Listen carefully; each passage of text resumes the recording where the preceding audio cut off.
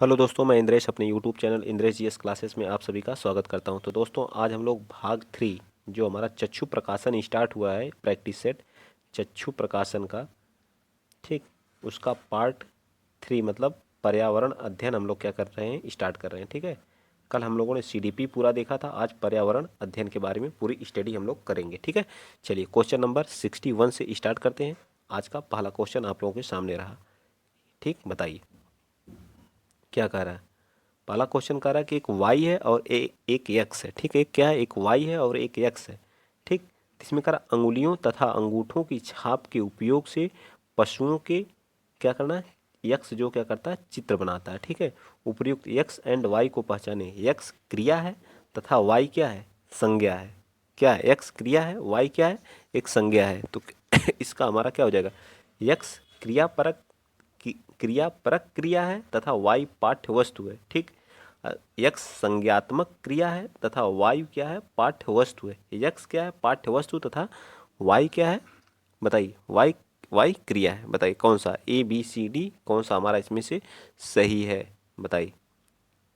वाक्यांश में यक्स और वाई को पहचाने, बताइए जल्दी आप लोग। तो क्या है, आप लोग इसका आंसर बताएं, कौन सा हमारा इसका सही हो जाएगा। तो इसका हमारा बी पार्ट सही हो जाएगा। क्या हो जाएगा, बी पार्ट इसका राइट आंसर होगा।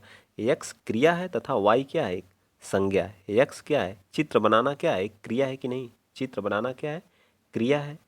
ठीक, और अंगूठे की छाप के उपयोग से पशु क्या है, एक संज्ञा है। कोई भी पशु क्या होगा, एक संज्ञा होगी। यक्स क्रिया परक है, यक्स क्या है, एक क्रिया परक भी है।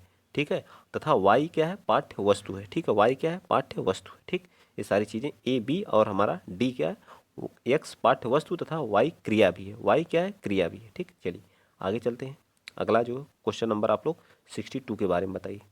सीडीपी पूरी तरह से अब लोग एकदम धुआं धुआं मचा देंगे। 130 प्लस लाने से कोई नहीं रोक सकता। कैसे तैयारी की जाती है, आप लोग बस जुड़े रहिए साथ में जो। ठीक है, दिखाएंगे हम लोग इस बार 2022 में जितने लोग मुझसे जुड़े रहेंगे उनका 130 प्लस जरूर आएगा। 100% इतना मिच्योर बना दिया जाएगा उनको, उनके अंदर इतना कूट कूट के सारी चीज़ें भर दी जाएंगी। चलिए पढ़िए अगला क्वेश्चन। क्वेश्चन को सबसे बड़ी बात है पूरा पढ़ा करिए। पूरा पढ़ने के बाद चारों ऑप्शन पढ़ा करिए। उसके बाद अपने दिमाग से आंसर को चूज किया करिए। निम्नलिखित में से ईवीएस शिक्षण, ईवीएस तो जानते हैं, ईवीएस वही पर्यावरण शिक्षण में रचनात्मक आकलन, क्रिएटिव आकलन का उपकरण क्या है, पोर्टफोलियो। पोर्टफोलियो क्या होता है, पोर्टफोलियो में जो है बच्चे का जो है बायोडाटा, पूर्ण रूप से वो कमज़ोर है, पढ़ने में अच्छा है नहीं है, फर्स्ट कक्षा में है तो अगर कोई मैम बनाई तो सेकंड कक्षा में, सेकंड कक्षा के जो क्लास टीचर होंगे उनको दे देंगे पोर्टफोलियो बच्चे का, जो क्या उसका बायो रिकॉर्ड रहा है। ठीक है, दृष्टांत अभिलेख मतलब एनाक डाटल रिकॉर्ड। ठीक है, एनाट डाटल रिकॉर्ड। ठीक है, ये भी हमारा इसका क्या है, एक रचनात्मक कार्य का आकलन ही है। ठीक है, दर मापक पैमाना, ये भी हमारा क्या है, एक दर मापक पैमाना भी हमारा क्या है, रचनात्मक आकलन का क्या है, एक उपकरण है। ठीक है, इसके बाद जो अवलोकन एवं रिकॉर्ड लिखना, किसी चीज़ का रिकॉर्ड कैसा है कैसा नहीं, सारी चीज़ों का एक बच्चे का रिकॉर्ड पूर्ण रूप से लिखना, ये भी क्या है, एक रचनात्मक आकलन है। तो तीनों पार्ट हमारे क्या हो जाएंगे, राइट आंसर हो जाएंगे। डी पार्ट हमारा क्या हो जाएगा, नेक्स्ट। चलिए क्वेश्चन नंबर आप लोग 63 के बारे में बताइए। आप लोग बताइए 63 क्या है। 63 कह रहा है ईवीएस में बच्चे के सीखने का, ईवीएस में बच्चे के सीखने का आकलन निम्न द्वारा किया जाता है। मतलब ईवीएस में बच्चे को सीखने का आकलन कैसे किया, बच्चों के विचारों का अभिलेख और अवलोकन की रिपोर्ट से, प्रक्रिया कौशल का अवलोकन करके, कागज पेंसिल टेस्ट से या उपलब्धि टेस्ट से। बताइए कैसे करते हैं। तो बच्चे का आकलन जो आप कैसे करते हैं, रिपोर्ट्स के माध्यम से करेंगे और प्रक्रिया उसकी स्किल के अवलोकन करके करेंगे, ना कि पेपर और कागज पेंसिल से करेंगे, ना ही उपलब्धि टेस्ट से करेंगे। ठीक है, तो ए बी हमारे क्या हो जाएंगे, राइट आंसर हो जाएंगे। ठीक है, समझ में आ गया ना।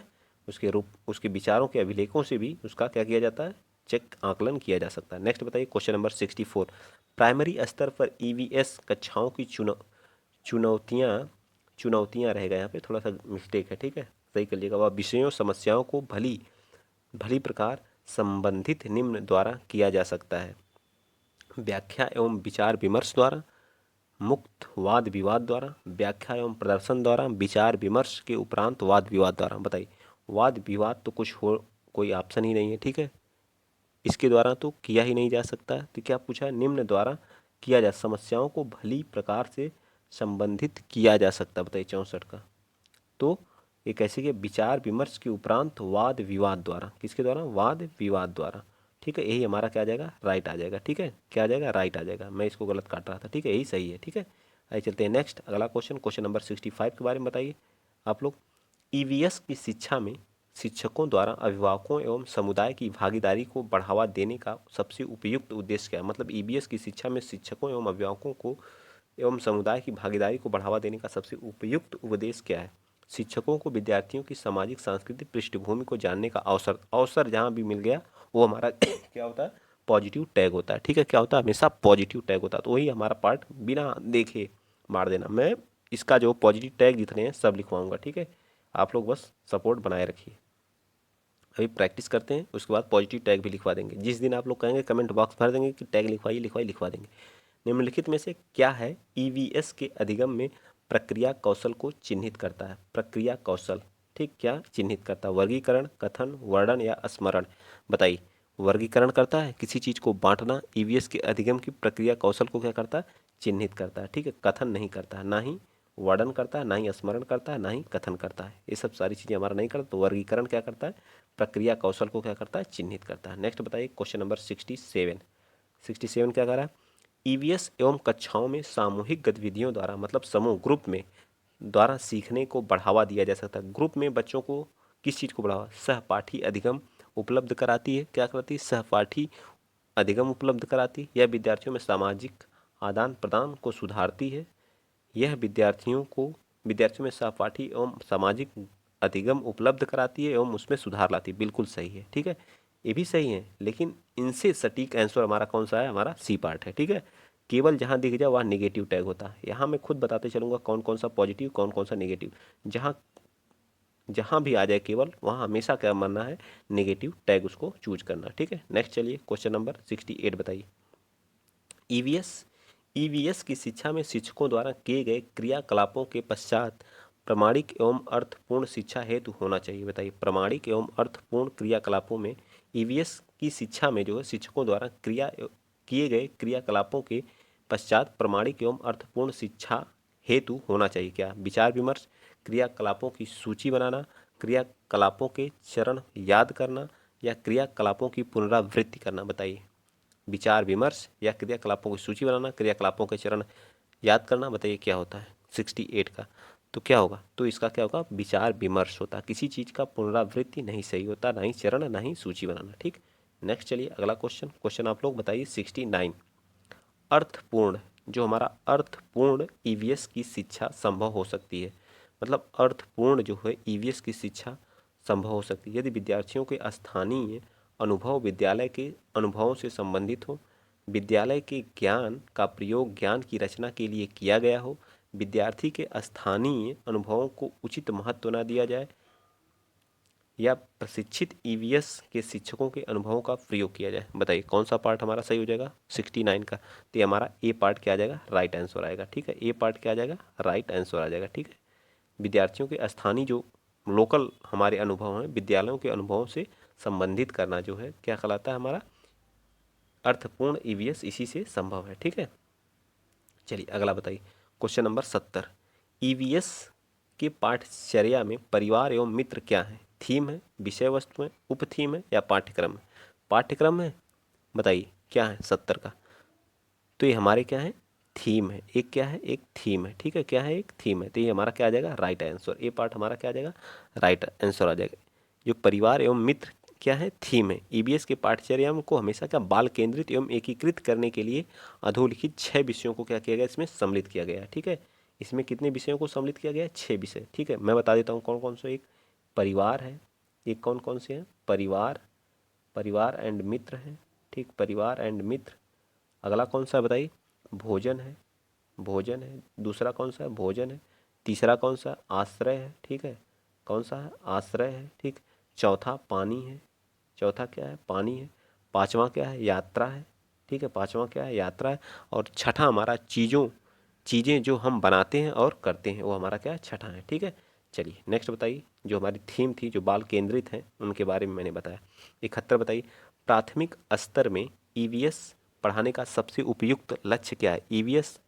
ईवीएस के विभिन्न प्रत्ययों को वर्णन एवं परिभाषित विकसित करना, अपने वातावरण अन्वेषण करने के लिए विद्यार्थियों को पर्याप्त मौके देना। जहां भी अवसर या मौके की बात हो वही हमारा क्या हो जाता है? राइट आंसर हो जाता है। तो हमारा इसका क्या आ जाएगा? बी पार्ट हमारा क्या आ जाएगा? पूर्ण रूप से सही आंसर आ जाएगा। ठीक है। बच्चों को जो है क्या करना, प्राथमिक स्तर पर जो ईवीएस में बच्चों को उनके परिवेश में, मतलब वास्तविक मूर्त, जो मूर्त की चीज़ें होती हैं, मतलब जिन्हें छू सकते हैं, टच करते हैं, उन्हें क्या करते हैं? मूर्त चीज़ें कहते हैं। ठीक है, मूर्त वस्तुएं कहते हैं। उनसे जोड़ना एवं मदद करना, उनके बारे में जागरूक करना, उनसे ज़्यादा से ज़्यादा जानने के अवसर प्रदान करना, ये हमारे जो है प्राथमिक स्तर पर ईवीएस पढ़ाने का सबसे उपयुक्त क्या है? लक्ष्य है। चलिए आगे चलते हैं। क्वेश्चन नंबर आप लोग 72 बताइए, क्या कह रहा है 72? कह रहा कि एक ईवीएस की अध्यापिका को अपनी ईवीएस की कक्षा में निम्न में से किन चुनौतियों का सामना करना पड़ सकता है? कक्षा के बहुसांस्कृतिक आयाम 72 का। ठीक, तो बहुसांस्कृतिक, बहुत तरह के कक्षा में लड़के आ सकते हैं, बहुत उनकी संस्कृति क्या होती है? अलग अलग हो सकती है। ठीक है, कोई कुछ जानता हो, कोई कुछ जानता हो, कोई किसी की भाषा अलग हो। ठीक है, प्रत्येक विद्यार्थी की भावनाएं बिल्कुल सही है, अलग अलग भावना के बच्चे वहाँ आएंगे। ठीक है, ये भी एक क्या है? एक टीचर को क्या है? एक सामना ही करना पड़ेगा। प्रत्येक के समुदाय, संस्कृति एवं जीवन शैली, ये भी हमारी क्या है? एक चुनौती है। अलग अलग समुदाय के बच्चे वहाँ आते हैं, अलग अलग सांस्कृतिक के, जिनकी जीवन शैली अलग अलग तरह की होती है। ठीक है, कक्षा में अनुशासन तथा उसकी व्यवस्था, ये कोई समस्या नहीं है। ठीक है, ये कोई चुनौती नहीं है। ठीक है, बाकी ये हमारी क्या है? चुनौती है। ठीक है, ये इस तरह से हमारा केवल A B C D part हमारा क्या आ जाएगा? राइट आंसर आ जाएगा। ठीक है, चलिए आइए चलते हैं आगे। नेक्स्ट हमारा जो क्वेश्चन नंबर 60, एक मिनट, कौन सा था? 72। ठीक है, 72 के बाद कौन सा आ गया? 66। ठीक, 66 ये वाले क्वेश्चन हम लोग कर चुके हैं ना।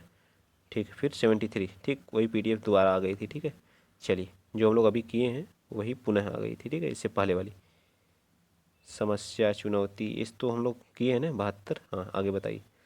चलिए 73, क्वेश्चन नंबर 73 बताइए।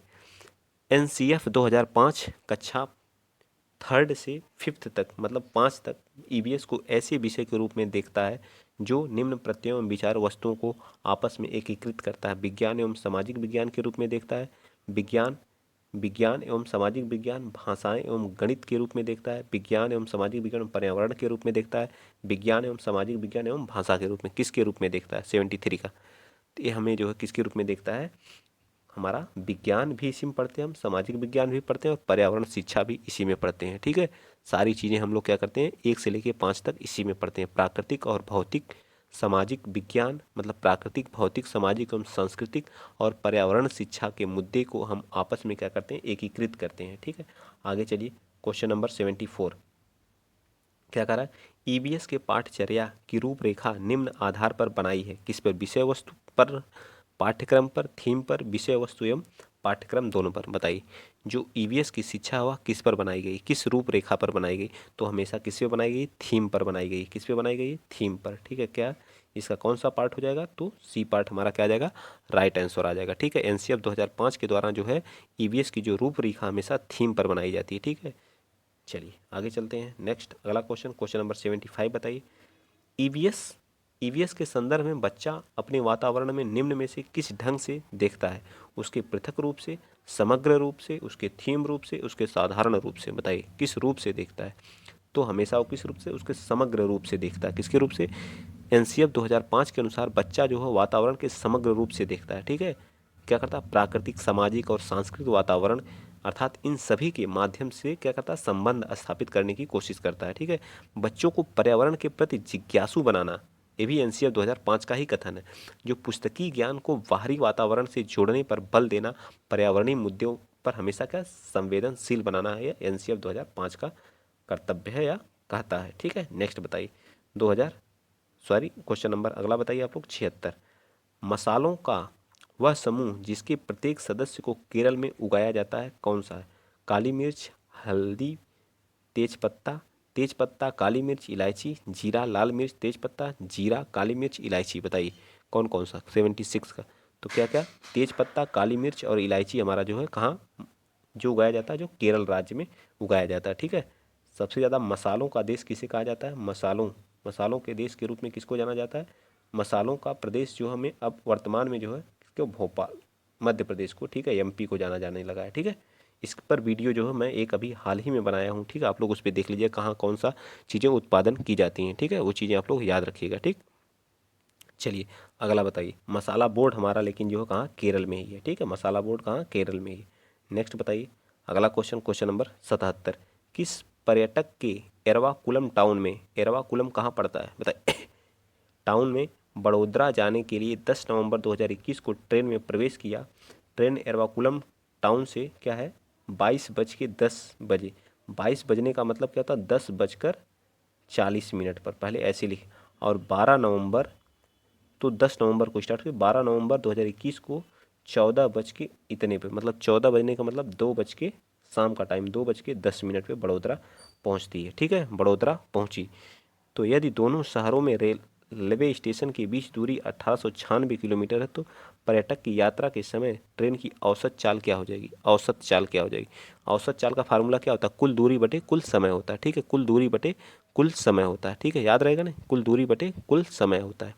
तो 11 नवंबर के दिन की यात्रा का समय, जो 11 नवंबर के दिन की यात्रा के समय और 12 नवंबर कितना हो जाएगा, तो कितना, कब से कब चला, 10:40 से, तो हमारा जो टोटल समय आएगा जब इसको निकालेंगे तो 39, क्या आ जाएगा, 39 सही 1/2 आ जाएगा, क्या आ जाएगा, 39 सही 1/2 आवर आ जाएगा, ठीक है। दूरी हमें दी है, इसको डिवाइड कर दीजिए, 1896 को जब आप किससे डिवाइड करेंगे, 39 सही 1/2 से, तो कितना आएगा, ये सब कैलकुलेट आप करेंगे तो टोटल कट पिट के 48 किलोमीटर पर आवर आ जाएगा, ठीक है, कैलकुलेट करना आप लोगों को आना चाहिए, ठीक।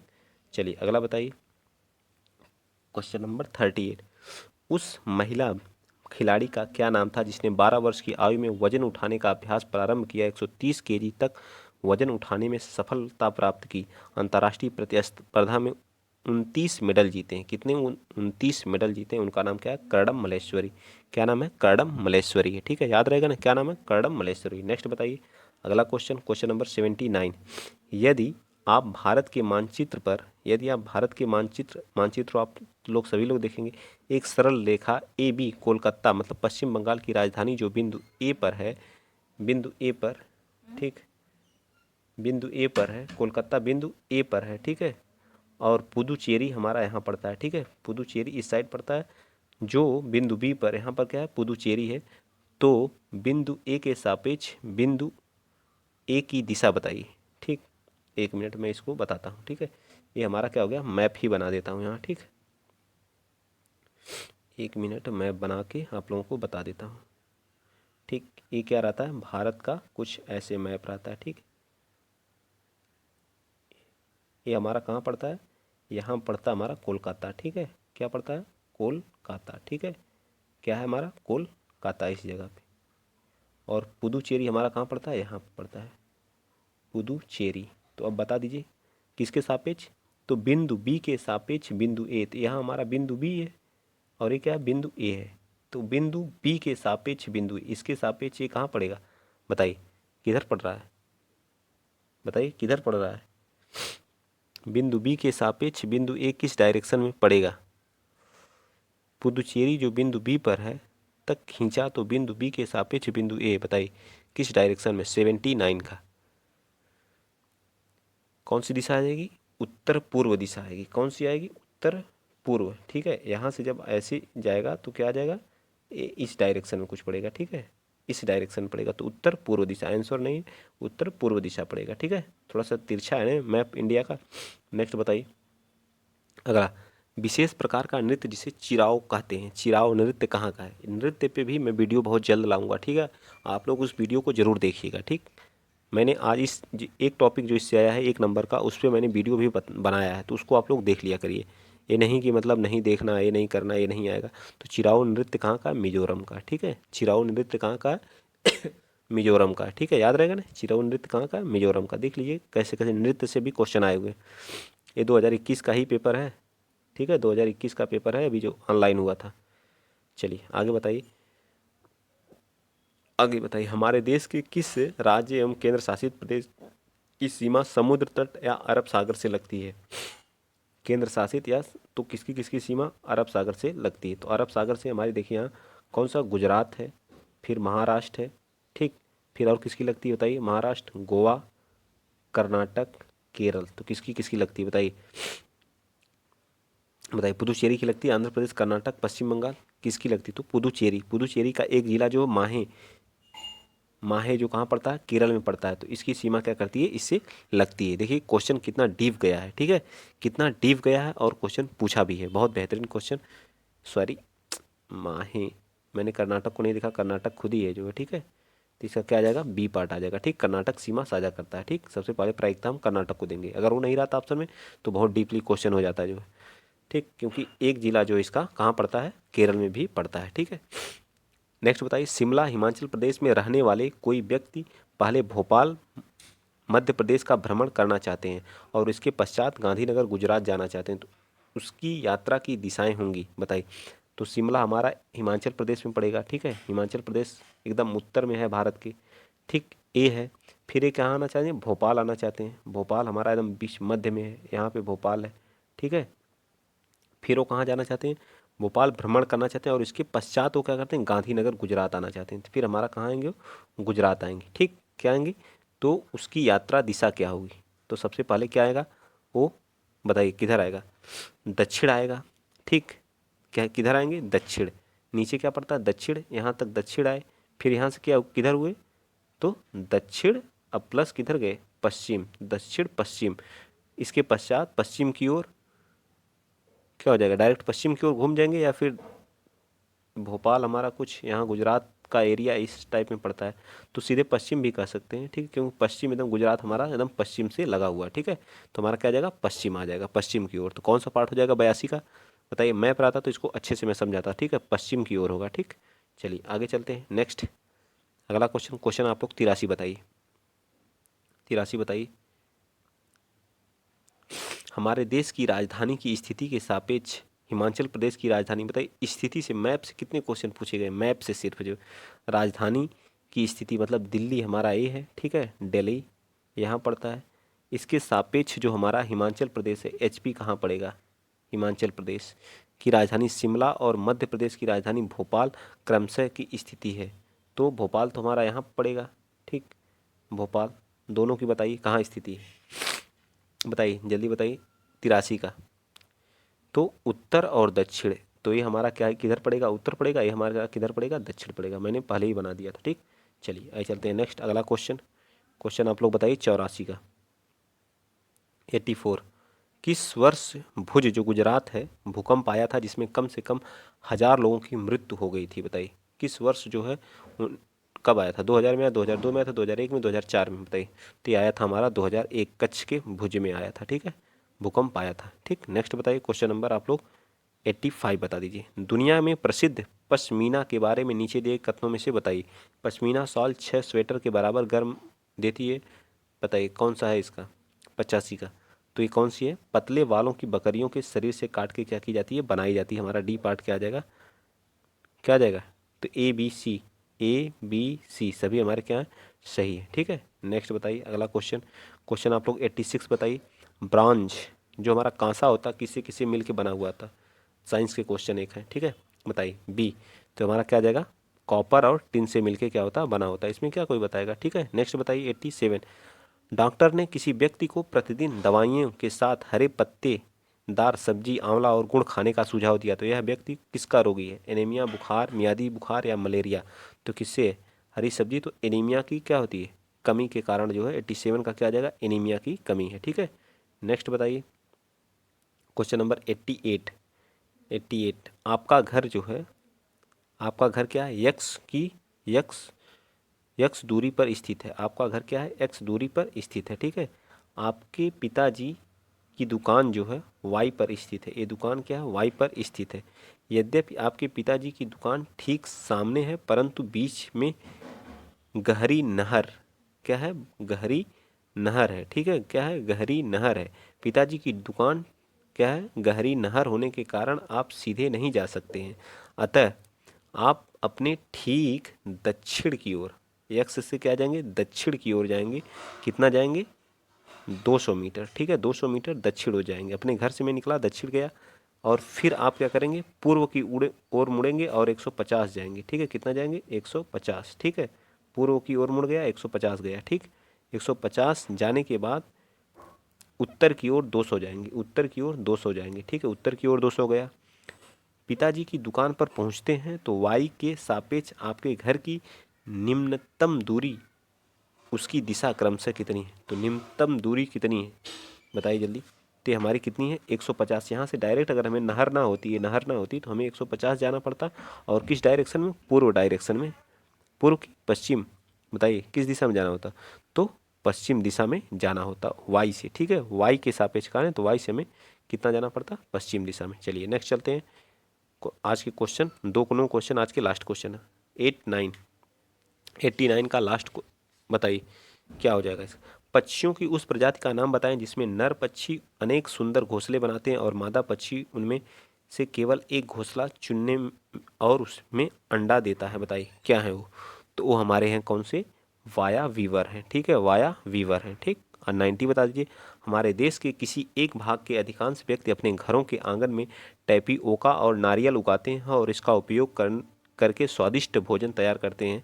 कहाँ के लोग, जो नारियल सबसे ज़्यादा कहाँ उत्पादन होता है बताइए, 90 का। तो ये हमारा कौन, केरल, केरल वाले सबसे ज़्यादा क्या करते हैं, ये काम करते हैं। ठीक है, केरल। ठीक है, केरल टैपियोका चावल नारियल के लिए, गोवा जो है चावल नारियल के लिए, असम जो क्या करता है चावल चाय के लिए, और आंध्र प्रदेश क्या करता है तंबाकू के लिए जाना जाता है। ठीक है, आंध्र प्रदेश। ठीक, तो वीडियो आज के लिए इतना ही। वीडियो अगर आप लोगों को अच्छा लगा है तो प्लीज़ ज़्यादा से ज़्यादा शेयर करिएगा, चैनल को सब्सक्राइब करिएगा, सपोर्ट करिएगा। अगली वीडियो हमारी किस पे आएगी, हिंदी लैंग्वेज पर। ठीक है, अगला हमारा हिंदी लैंग्वेज पर, इसके मैथ, संस्कृत ऐसे हमारे चलते रहेंगे। ठीक, इसको फिनिश करने के बाद हम लोग स्टार्ट करेंगे अपना दूसरा पेपर। तो आज के लिए इतना ही। वीडियो अच्छा लगा है तो ज़्यादा से ज़्यादा शेयर करिए, चैनल को सब्सक्राइब करिए। जय हिंद, जय भारत।